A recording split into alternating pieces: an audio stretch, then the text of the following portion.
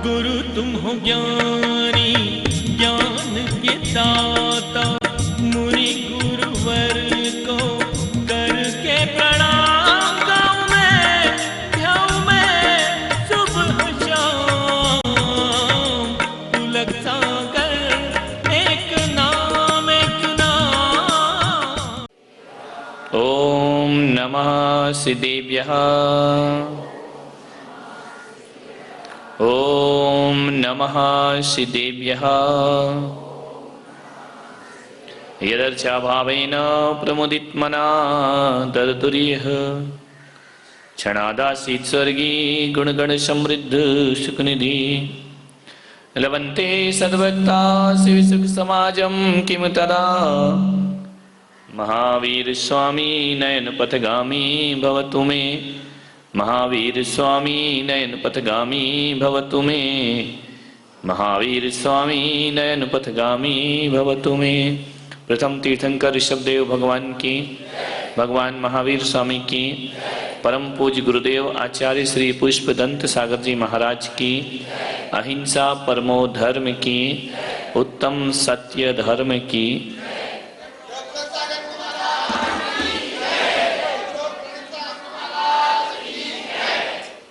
प्यारी प्यारी भव्यात्माओं, उत्तम सत्य का दिन है। जब तक क्रोध मान माया और लोभ नहीं जाते जीवन से, तब तक सत्य प्रकट नहीं होता है।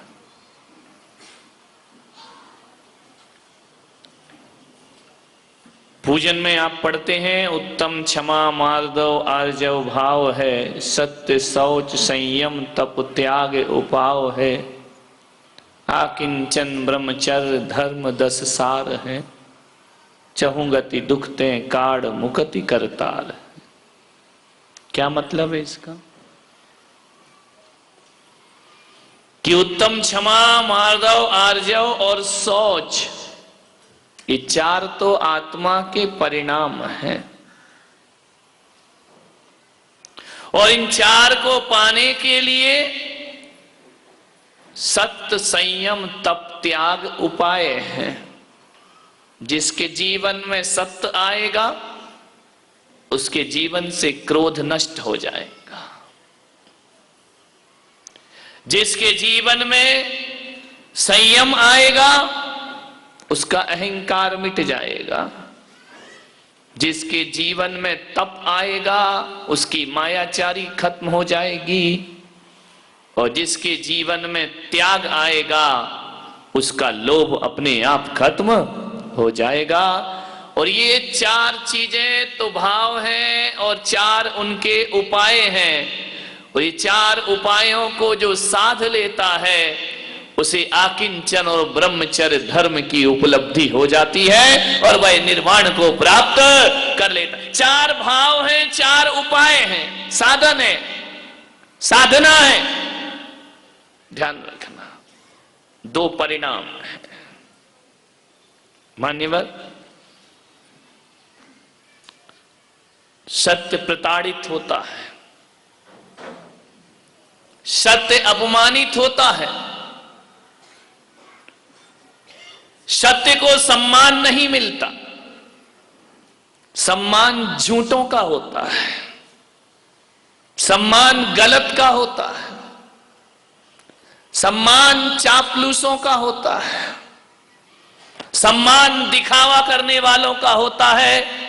और जो हकीकत में परिश्रम करते हैं श्रद्धा और लगन से, अक्सर उन्हें अपमानित किया जाता है। ध्यान रखिए मान्यवर, एक बात ध्यान रखना, आज दुनिया में झूठों का बोलबाला है। झूठ सम्मानित होता है, झूठ की आरतियां उतरती हैं। इसलिए लोगों ने सत्य से दामन छोड़ लिया है और झूठ की दुनिया में लोगों ने जीना प्रारंभ कर दिया है। आंखों देखा सच फिर भी लोग नहीं मान रहे हैं, झूठ की पूजाएं हो रही हैं। बहुत बढ़िया। वो भी मान रहा है कि महाराज सही है। ध्यान रखिए, झूठ की पूजा, झूठ का सम्मान। सच बोलने वाला मुजरिम है, जो झूठ बोल रहा है वो ईमानदार बन के बैठा हुआ है। ध्यान रखिए, आदमी यदि सत्य का सम्मान करता तो सारी दुनिया सत्य की ओर कदम बढ़ाना प्रारंभ कर देती। सत्य को हमेशा अपमान मिला है, और जब भी कोई सत्य में जिया है दुनिया उसके विरोध में खड़ी हो जाती है। ध्यान रखना, क्यों ना होगी खड़ी। उल्लुओं की बस्ती में सूरज आ जाए तो उल्लुओं को बड़ी तकलीफ हो जाती है, क्योंकि कहा है उल्लू ऐसा प्राणी है जिसे अंधेरे में दिखाई देता है, सूर्य निकल आए तो उसकी आंखों में अंधेरा हो जाया करता है। ध्यान रखना, विचार करना है, सोचना है आपको। एक आदमी ने मुझसे पूछा, महाराज क्या करते हैं आप? मैंने कहा मुझसे मत पूछिए मेरे रोजगार के बारे में, मुझसे मत पूछो मेरे रोजगार के बारे में। आईना बेचता हूं अंधों के बाजारों में। ध्यान रखना, अंधों की दुनिया और आईने की दुकान, गंजों की भीड़ और कंगी की दुकान कहां से चलेगी मेरे भाई? विचार करिए। गंजों की भीड़ में कंगी बेच रहा हूं, जय कुमार जी। विचार नहीं, तुम्हारा मेरे भी वही हाल है। ध्यान रखिए, गंजों की बस्ती में कंगी, अंधों की नगरी में आईना बेच रहा हूं। विचार करना है आपको। झूठों के बीच सत्य का प्रवचन समझ ही नहीं आता है। ध्यान रखिए, विचार करना है आपको, सोचना है। जब जब कोई सत्य धरा पे आया दुनिया ने विरोध किया। जीसस सत्य में जिए, दुनिया ने फांसी पे लटका दिया। मीरा सत्य में जी, जहर पिला दिया। चंदन वाला सत्य में जी, खुले बाजार में बिकवा दिया। ध्यान रखना, राम सत्य में जिए तो रावण विरोध करने को खड़ा हो गया। कृष्ण सत्य में जिए तो कंस आ गया। ध्यान रखना, जब जब कोई सत्य में जिएगा, सेठ सुदर्शन सत्य में जिए तो सूली मिली। मान तुंग सत्य में जिए, जेल मिला, कारागृह मिला। मान तुंग की बात कर रहा हूं, अभी जो चल रहा उसकी बात नहीं कर रहा हूं। ध्यान रखना, सोचना है आपको। गजकुमार सत्य में जिए तो जलती हुई अंगीठी रख दी सिर पर। पारसनाथ सत्य में जिए तो 7 दिन तक उपसर्ग हुआ करता है। और जब कोई महावीर सत्य में जीता है तो दुनिया उसके विरोध में खड़ी हो जाया करती है। ये दुनिया है, ये झूठ का साथ देती है। एक बात बताओ, जब जीसस को सूली दी जा रही थी, कितने लोग उनके पक्ष में थे? कोई नहीं था। उनके ही पादरियों ने उन्हें सूली पे लटका दिया। ध्यान रखना, कोई पक्ष में नहीं होता है। माने तुम जब जेल गए, कोई पक्ष में नहीं हुआ। महावीर पर उपसर्ग हुआ, किसी ने महावीर का साथ नहीं दिया। ध्यान रखना, लेकिन एक बात याद रखना बारामती वालों, कि असत्य के साथ कितना भी बहुमत हो उसकी कोई कीमत नहीं होती है, और सत्य अकेला भी खड़ा रहे तो बहुमूल्य हुआ करता है। जीसस सत्य को फांसी भी मिले तो चलेगा, असत्य की भीड़ किसी काम की नहीं हुआ करती है। ध्यान रखिए, सत्य में जीने का प्रयास करो। सोचना है आपको, भीड़ से सत्य का कोई संबंध नहीं है। सत्य तो अकेला होता है, सच तो अकेला होता है, भीड़ तो झूठों की है। मान्यवर, सत्य साधनों से मरता है और साधना से जिंदा रहता है।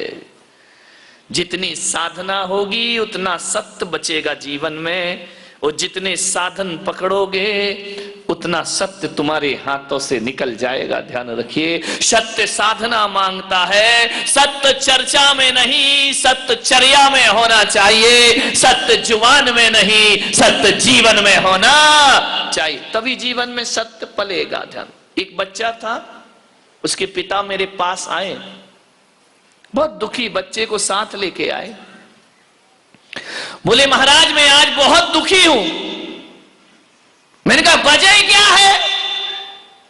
बोले मैंने एक सपना देखा था, एक ख्वाब देखा था कि मैं अपने बच्चे को इतना महान बनाऊंगा, इतना महान बनाऊंगा, मैं एक महान बच्चे का पिता कहलाना चाहता हूं। मैंने सोचा था कि मेरा बच्चा कभी झूठ ना बोले, और मैंने बड़ी साधना की इसे सच सिखाने के लिए, लेकिन आज मैं इसलिए दुखी हूं, आज इसलिए मुझे दुख हो रहा है, आज इस बात का मुझे दर्द है कि 15 साल का ये मेरा बच्चा हो गया, आज इसने पहली बार मुझसे झूठ बोला। महाराज मेरी जिंदगी भर की 15 साल की साधना मिट्टी में मिल गई, इस बच्चे ने झूठ बोला। मैंने कहा एक काम करो, तुम मेरे कमरे से बाहर जाओ, बच्चे को कमरे में छोड़ो। पिता बाहर गया, कमरा बंद किया, बच्चे से मैंने पूछा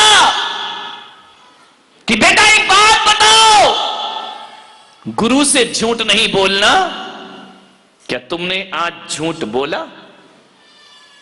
उसने कहा हां महाराज मैंने आज झूठ बोला। मैंने उस बच्चे की पीठ थपथपाई कि तूने भले पिता से झूठ बोला हो, लेकिन तूने मुझसे सच बोला, इस बात का तुझे धन्यवाद प्रदान करता हूं। मैंने कहा बेटा चिंता मत करो, घबराओ मत, सोचो मत, बस मुझे इतना बता दो कि तुमने अपने पिता से झूठ क्यों बोला। उसने कहा महाराज मैं स्कूल गया, कल मैं होमवर्क नहीं कर पाया, छोटा सा बच्चा 15 साल का, मैं होमवर्क नहीं कर पाया। मेरे क्लास टीचर ने मुझसे कहा कि जिस बच्चे ने होमवर्क ना किया हो वो खड़ा हो जाए। बोले मैं खड़ा हो गया, मेरे क्लास टीचर ने मुझे हाथों में डंडे मारे। तो मैंने कहा इसमें झूठ बोलने की क्या जरूरत? बोले महाराज इसलिए मैंने झूठ बोला कि मेरे बाजू में मेरा दोस्त बैठा था, उसने भी होमवर्क नहीं किया था, लेकिन वो खड़ा नहीं हुआ। उसने झूठ बोला, उसे मार नहीं पड़ी, मैंने सच बोला तो मुझे मार पड़ी। तो मैंने सोचा कि यदि घर जाकर पिता से सच बोलूंगा तो मुझे फिर और मार पड़ेगी, इसलिए आज मैंने जिंदगी में पहली बार अपने पिता से झूठ बोला। उन्होंने पूछा बेटा स्कूल में कैसे पढ़ाई की? मैंने कहा बहुत अच्छी पढ़ाई की। जब एक दोस्त से पता चला कि इसने होमवर्क नहीं किया था तो इसे मार पड़ी है, मेरे पिता को बहुत दुख हुआ, लेकिन महाराज इसमें मेरी गलती नहीं। मैंने बाजू वाले दोस्त से शिक्षा प्राप्त की थी कि झूठ बोलो तो मार नहीं पड़ती, सच बोलो तो मार पड़ा करती है। यदि मैं पिता से सच बोलता तो पिता भी मुझे मारते कि तूने होमवर्क क्यों नहीं किया। ध्यान रखिए मान्यवर, क्या आप अपने घरों में ऐसा व्यवहार नहीं करते? आप डांट डांट के सच बुलवाते हो, और सच बोल दे तो उसके बाद फिर उसे मारते भी हो, पीटते भी हो। आपसे मेरा निवेदन है, यदि इस तरह की प्रवृत्ति रही, उस पिता को मैंने बुलाया कमरे में और मैंने कहा कि तुम्हारे बेटे ने झूठ बोला, मेरी साधना बेकार हो गई महाराज, मेरे बच्चे ने झूठ बोला। मैंने कहा बच्चे ने झूठ नहीं बोला, तुम्हारे तरीके ने उसे झूठ बोलने को मजबूर किया।